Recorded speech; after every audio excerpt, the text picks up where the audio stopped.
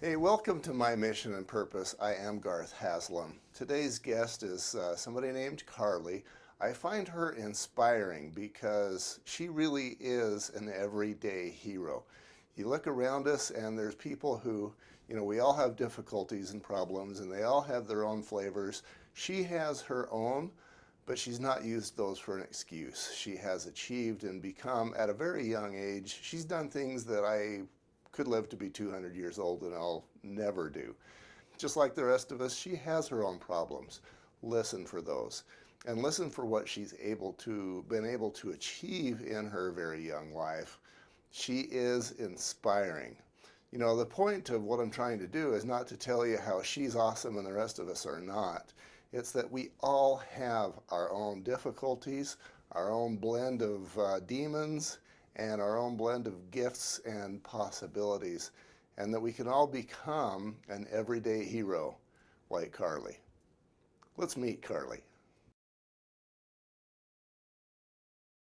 Okay, welcome. Carlie Palmer, how are you? I'm so good, thank you. You are a hero to many already, and you're probably a third of my age, but hey, when you see a hero, that's a hero, right? Tell me a little bit about what you're doing. Okay. I'm just finishing up graduate school. So I study marriage, family, and human development. I graduate in April, so I'm pretty excited. With the bachelor's or the master's degree? Mm-hmm. Wow. I want to have these guys get to know who you are. Okay. What is entertainment for you? Entertainment. Oh, that's a good question. Probably this is a more embarrassing answer than I would like to admit, but it's December and I know that they are awful, but Hallmark Christmas movies. Oh, that is painful. There is just something about them that makes me feel all just warm and cozy and like I'm right at home. So I walked downstairs, the wife had one of those things on the other day and I was like, oh, Hallmark. They're awful. They're so awful. And I'm embarrassed every time I watch them with someone else because I'm like, oh my gosh, this is so bad. But I still watch them. I don't know what it is. Well, you have a pretty good idea that it's going to end well, right? Yeah. Yeah, and there's all the good Christmas feels and it just makes you feel homey. I don't know. I like it. So right now, that's some entertainment. Okay. Let's stay on this question. What else is entertainment for you? Sports. I just like sports. It's 3 favorite a release sports for me. Volleyball, easily number 1. Sand volleyball, number 2. Can I do that? Just kidding. Volleyball to play, to watch football, and then basketball. Okay.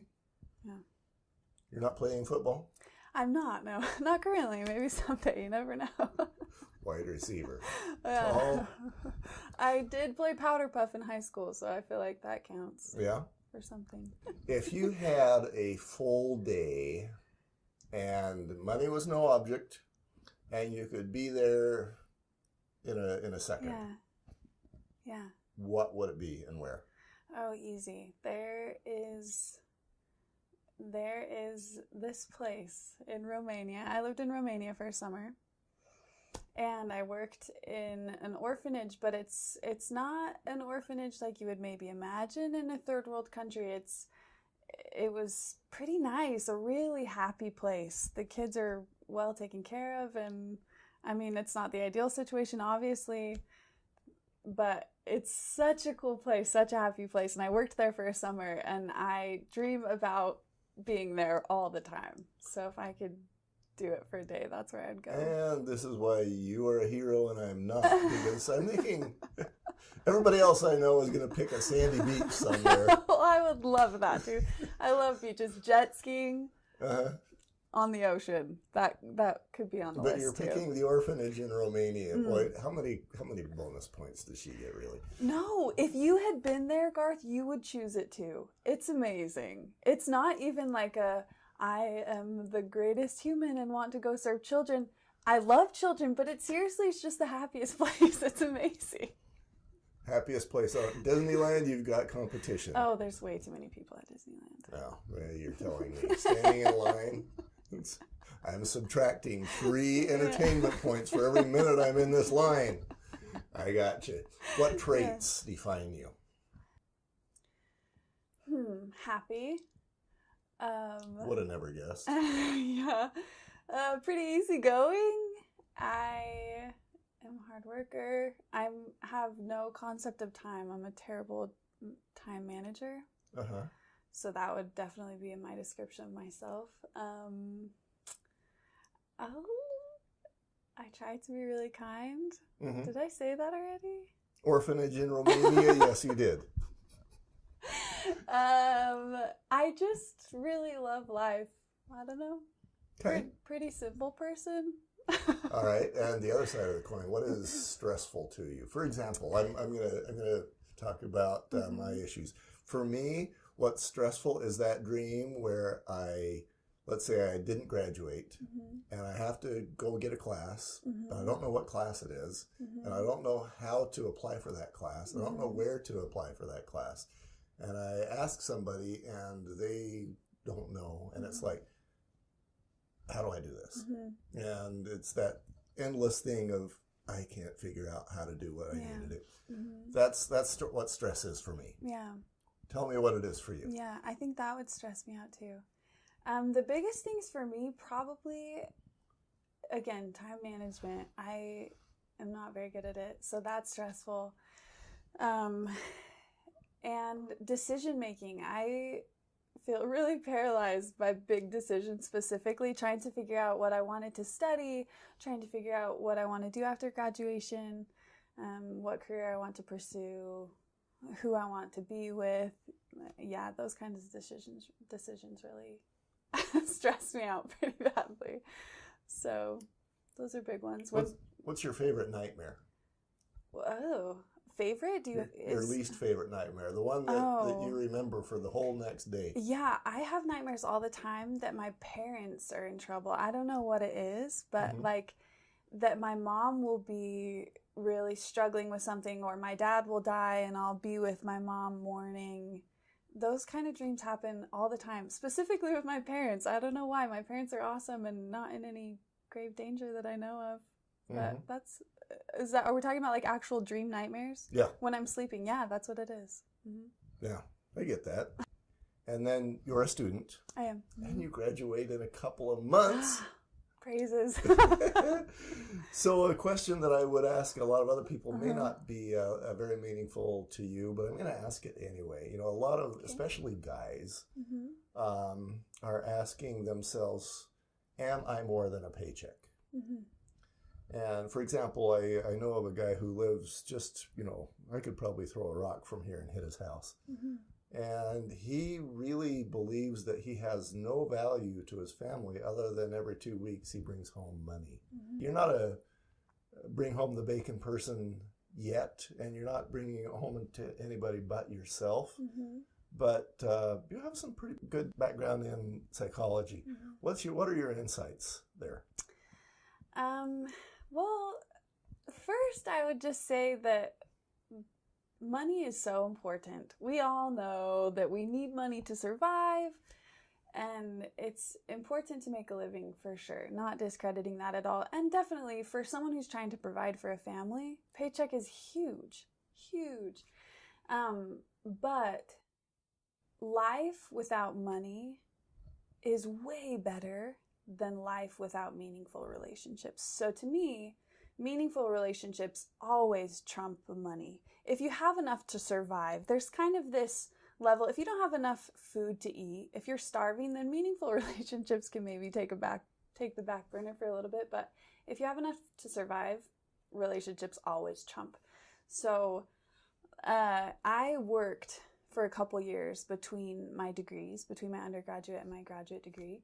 And I was working in business and I loved it, and I made pretty good money, especially for someone that was single and didn't have a family to provide for. So I was just bringing home my own bacon to myself. And it was awesome. I loved it. I loved working. I loved working in business, but there was just something more that I wanted to do there. It felt like there was something missing. And I will graduate with an additional degree and work in a field where I will make less money than I would working where I did before.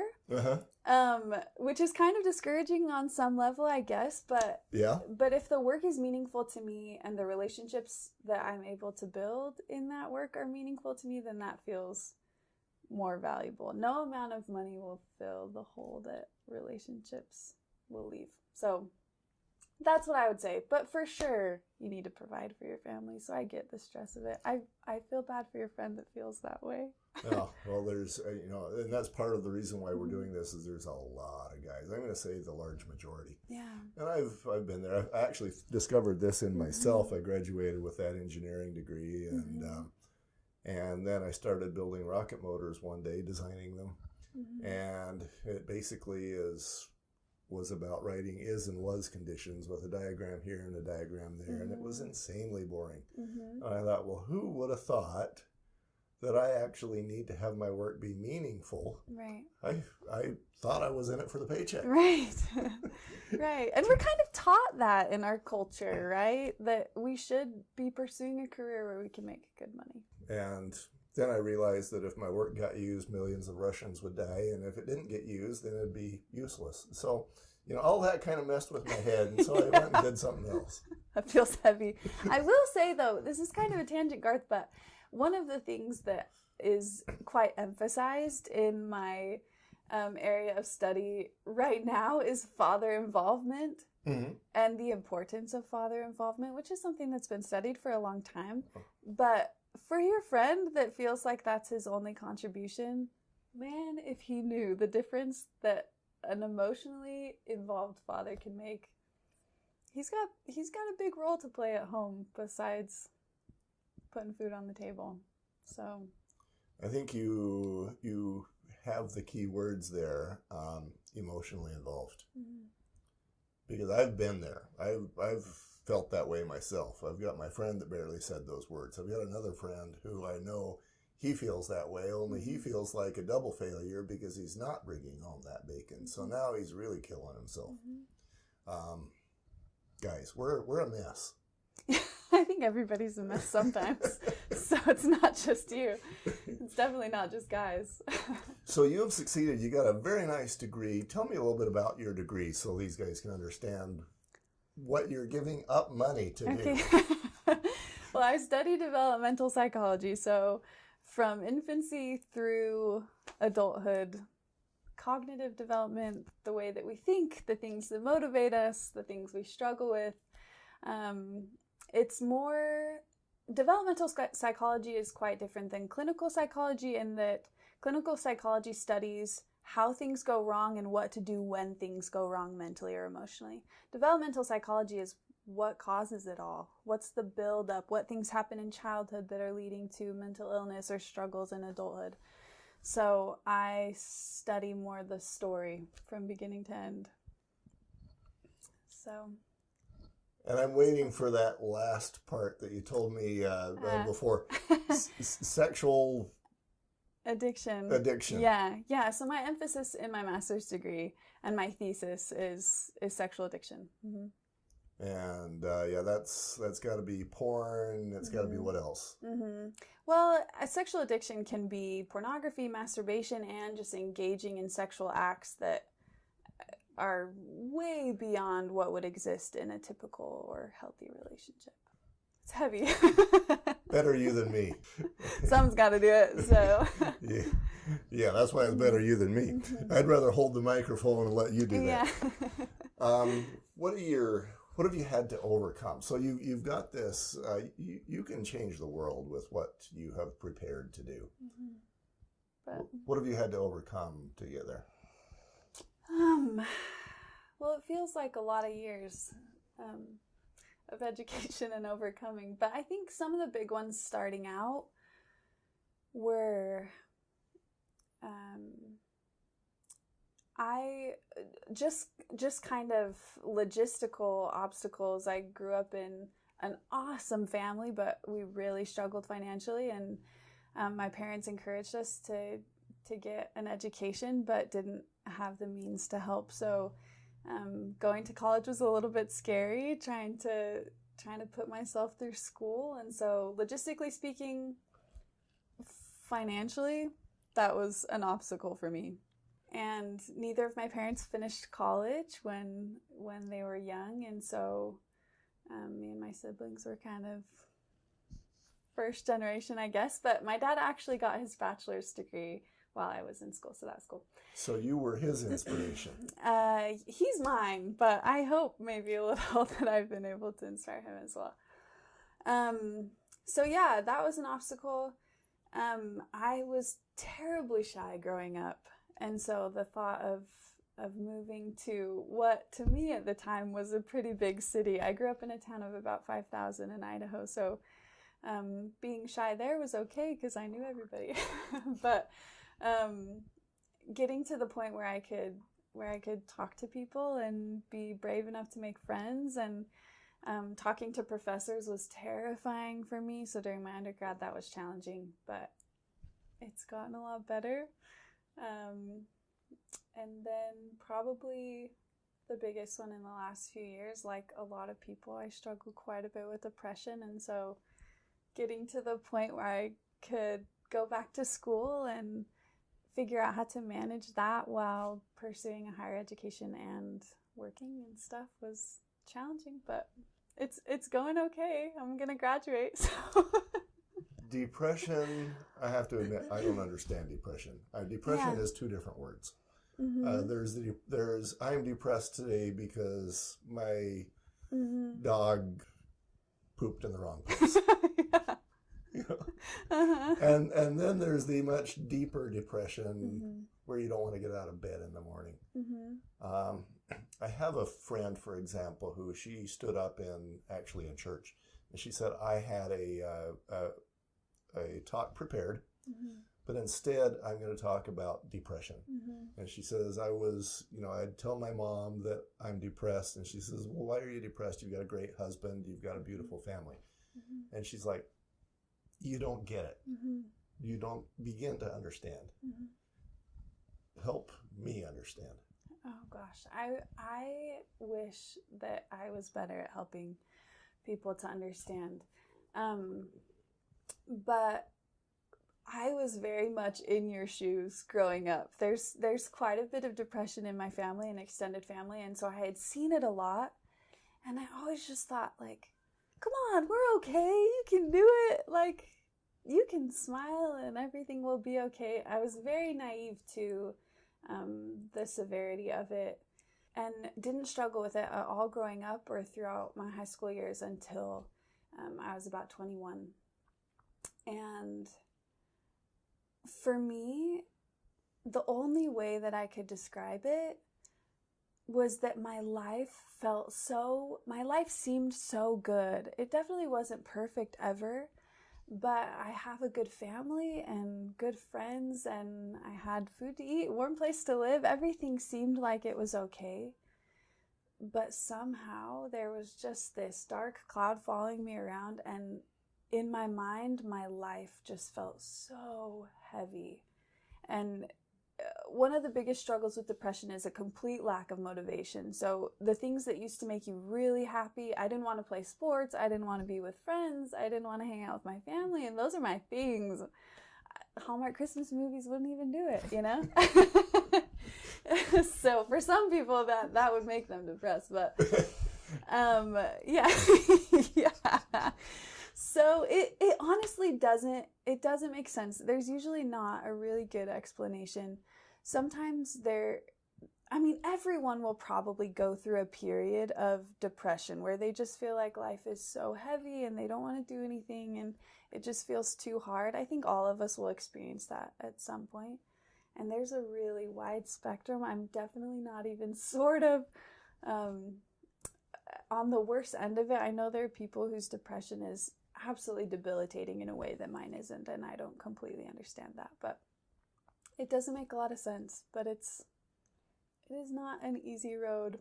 So you and I imagine with depression come your demons. Yeah, for sure. I mean, it probably makes them all a lot louder. Yeah, yeah. They're like, a lot harder to "Yeah, ward she's off, depressed. Here we come. Right. The door right. is open." Uh-huh. What do your demons tell you? Especially when you're depressed. Do they tell you different stuff when you're depressed versus when you're not?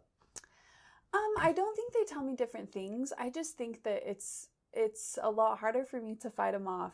I'm generally a pretty optimistic person, so I mean, everybody has demons. There's always the, "No, Carlie, you're not good enough. You can't do this." But usually I'm just like, "Watch me. Yeah, I can." You know, when I'm struggling quite a bit with depression, when I'm not in a very good place, it's just, you just believe your demons, you know? So somehow mine are always about like future events, that somehow all the things that I've been working towards, all the things that I'm trying to accomplish won't matter, that I won't be successful in a career, that I won't be able to have a family. It's always tied to the future, my own or that of people that I love. Isn't that funny? Because mine are all tied to the past. That's interesting. Of course. It's probably because you're getting up there. Yeah, it's probably because I have a whole bunch of past and you've got a whole bunch of future. You got a lot of future too. You know, there's something to be said though. I mean, if your demons fear your future, they're going to tell you don't even try. Right. Yeah. And so you get past the demons and the depression and, you know, some of the other stuff you were talking about, shyness, to now you're months away from changing the world. That's the dream. That's the dream. Yeah. And you know what? Unless you listen to your demons, which I know you won't, you will. I hope so. So, you know, the next question is, how do you deal with the demons? I think you've already answered that to some point. It's like, watch me. Is that generally your response? It's one of them. I don't know where I get this prove you wrong mentality, but I do that with a lot of people. I don't even think it's always really healthy, but when people tell me that I can't do something, I'm like, okay, now I will. Just because you said I couldn't, now I'm going to do it. Boy, you know, I know your family, and that sounds really familiar. Your cousin, she's 17, and my friend, her dad, will tell her, you know, go make your bed. And her response is, well, I was gonna, but now I can't because you told me.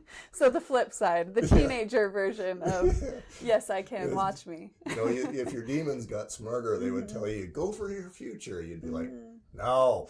Let's talk for just a second about what are the traits of your best friend? What does he or she look like? Or not look like. What are they like? Yeah. Well, I have a lot of friends that I absolutely adore, but honestly, my best friend in the world is my mom.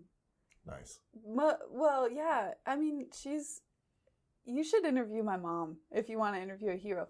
My mom is absolutely the best person I've ever met. She's phenomenal. So I just want her to be my best friend because I want to be just like her. So how would I describe her? She's unbelievably kind on a level that just astounds me. She's kind to everyone, no matter who it is or how they treat her. So patient. And I have lost my temper a lot. I don't know if never losing your temper is an option for most people who are human, but my mom can pull it off. Kind is an important word for me. You know, this is my second marriage. I was looking for kind. I've talked to a lot of people, male and female, who have been divorced.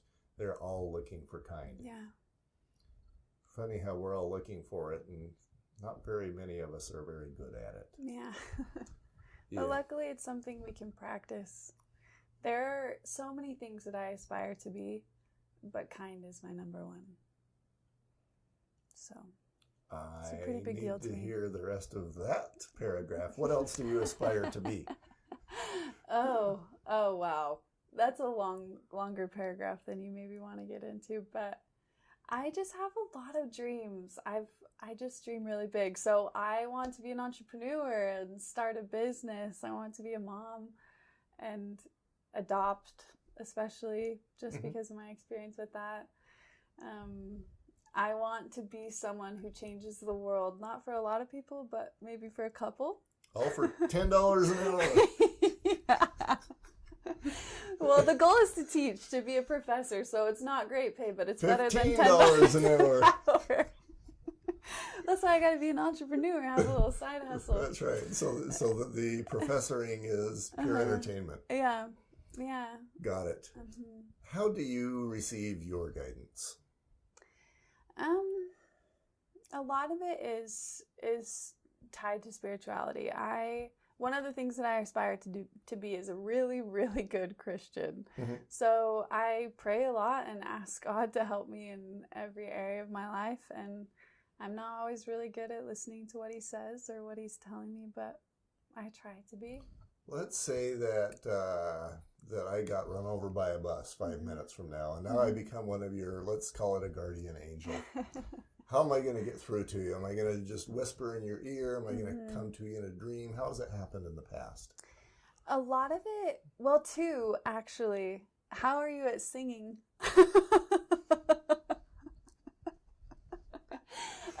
Other people. So a lot of my guidance, I feel like, comes from other people. I don't know if God just knows that I'm not a good enough listener for him to talk to me directly. But, yeah, I think that other people giving advice or counsel or guidance, that's one way that I think God speaks to me. Do you get guidance through singing? Yeah, well, through singing and music. I don't know what it is about music, but I think music is the way that I feel closest to God, both singing and listening to music. I write music quite a bit, so. Here's another toughie that we'll finish up with. Okay. Who are you really?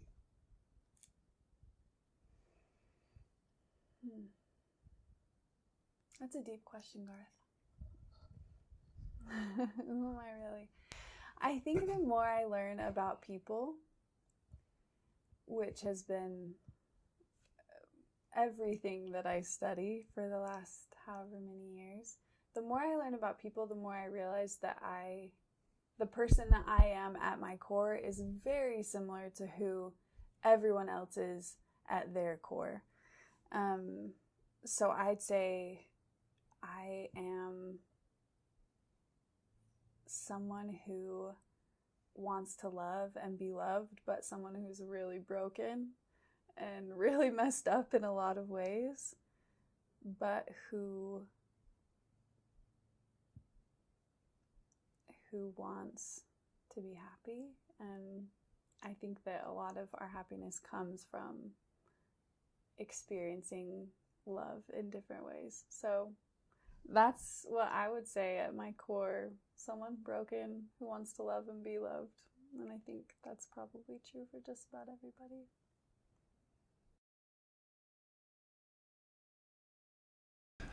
I hope you found that as inspiring as I did. Here's a woman with her own specially tailored demons and inadequacies, the shyness, the depression, just the difficulties that were meant specifically for her as she slogs through those. Here's a woman who knows who she is, what her mission and purpose is, at least in part. Here's a woman who is willing to take less money after getting a master's degree than she was getting with just a bachelor's degree. And she does so willingly and happily because she knows that that's who she is. Here's a woman who, despite her own set of personally tailored demons, she's going to stop some guy or number of people from becoming demons of their own, rapists, or worse. Here's a woman who will change the world for somebody and prevent somebody's family from being destroyed in the way that flesh demons, human demons, can do. Here's a woman that is an inspiration and a hero to me. You know, I'm not here to record this to tell you that she is awesome. She is. I am here to tell you that she's awesome because she knows who she is. And that each of us, as we explore who we are, what our own gifts are, and as we become who we were intended to be, we can be heroes too, like Carlie.